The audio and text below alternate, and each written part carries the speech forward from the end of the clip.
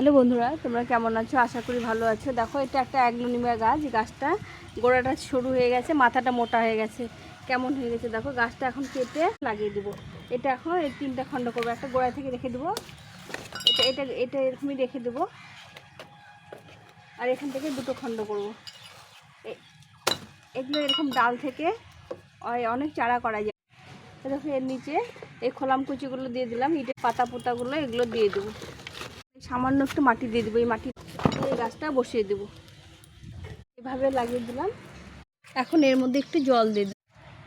এই প্যাকেটের মধ্যে বাকি এই ডালগুলো এভাবে বসিয়ে দিলাম। একটা গাছ থেকে 4টে চারা হয়ে গেল। এটা একটা, এগুলো কিছু করতে হবে না, একটু শুধু জল দিলে পরে এগুলো আস্তে আস্তে লেগে যাবে। এই গাছগুলো যখন হয়ে যাবে তখন তোমাদের সঙ্গে শেয়ার করব। ভিডিওটা ভালো লাগলে লাইক শেয়ার সাবস্ক্রাইব